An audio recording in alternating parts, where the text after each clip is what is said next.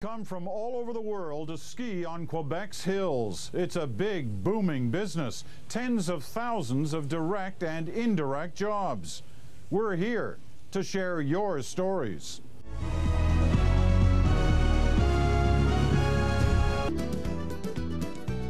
From Bromont, Quebec, here is Peter Mansbridge.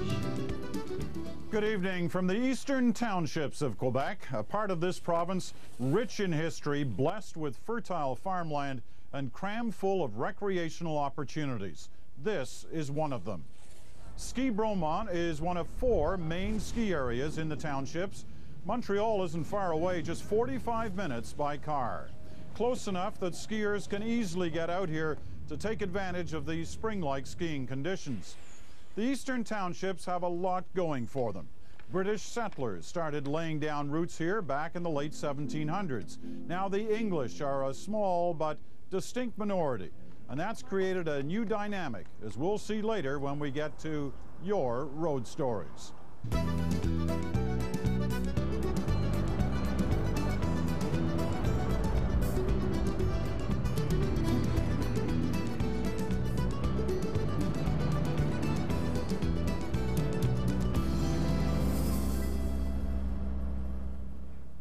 Well, now to the reason the National is here in Bromont. We've come to do some more of your stories.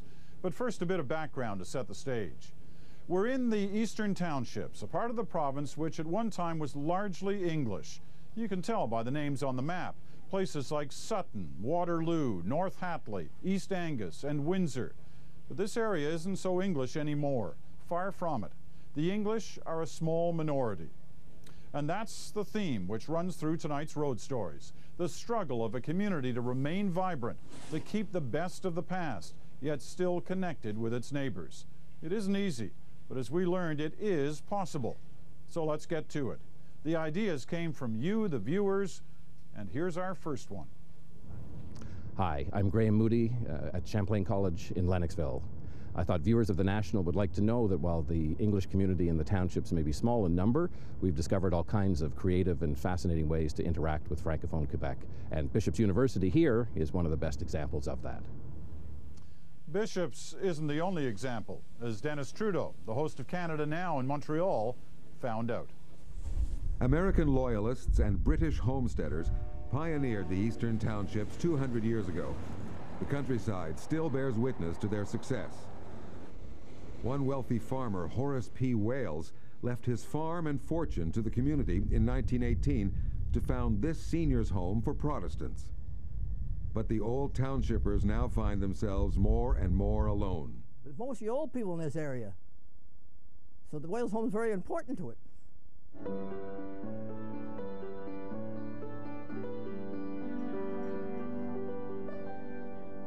Ross Nixon and his wife Alida grew up in the townships their forefathers built.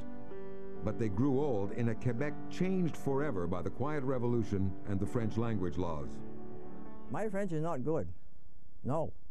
I didn't have to. And I grew up, I didn't need any French till I got probably 50 years old. And how did you get along as things changed, as there became more French people in the area? Oh, I like the French people. I get along fine with them. There's nothing wrong between the people, but they have to talk English. It was 100 acres of cleared land there, plus the 50 acres of bush beside it. Just here on the other side of the river? Yeah, 1 mile back. Ross Nixon can still look fondly at the hillsides he and his father farmed for decades. But his children and grandchildren have all left that behind. I feel let down, and I'm to blame for it. People like me. I encourage my children to go west, where they could have more opportunity, and it ended up that way. They did have good opportunity. And I'm glad they're out west. But this is a hell of a good province. Excuse my language. This is a good province, one of the best. And I'm sorry to see things happen this way.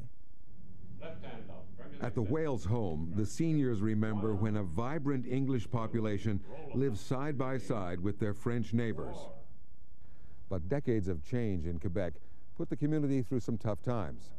Now, a small minority among the Francophones, English townshippers, are adjusting to their new reality. And was this an English neighborhood in in Sherbrooke 50 years ago? Indeed it was, yes. In fact, the Campbells used to live here. They were insurance people.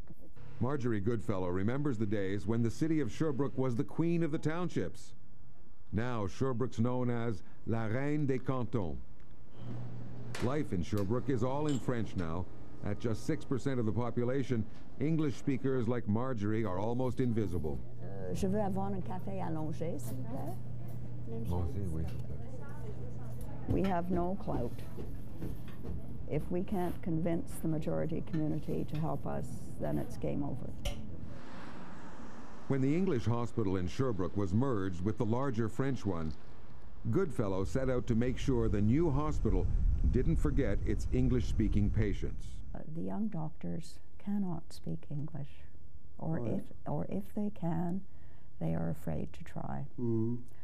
And so they desperately need some instruction. And she found an ally in hospital director Jean-Pierre Chicoine. He agrees with her that making the hospital better for English speakers makes it a better hospital. First, I have to admit that she's pushing all the time. That's her role, and she's rarely satisfied. That's the right approach, especially for elderly people from the English community. If we are able to give them services in their own language, we will be a better hospital with better quality of care. For a while, it was trial and error. Language inspectors made the hospital take down bilingual signs. But later, hundreds of staff signed up for free English lessons. I'm enormously optimistic. I think that we've made great progress. I think that we still have something to do, and that we're going to do it, and it's not going to take that long. At Owl's Head Ski Resort near the Vermont border, anyone looking at the view, no matter what language they speak, might want to pack up and move to the townships. The mountains, the lakes, the small towns, the friendliness of the people, the bilingualism of the people, okay? There's no hang-ups here in the townships about language. Everybody gets along. 30 years ago, Peter Tracy left Montreal to make the townships his home. His determination to live and work here overcame his poor French, and it made him learn to ski after he lost a leg in an accident. Yeah. Good control. Yeah, good control. Put my hands in front. Yeah. And opening the door smoothly. Okay, that's working trick. Well, eh? Yes, my For 10 years now, he's been running a bilingual school for disabled skiers. Sylvie Lucier from Granby has been with Peter's group from the start. It's giving us wings, and 10 years ago you would have told me you will go downhill skiing, and I would be looking at you and thinking, she's mad. And now it's like, when is winter time? In June I'm ready for skiing. The school needs lots of equipment and lots of volunteers.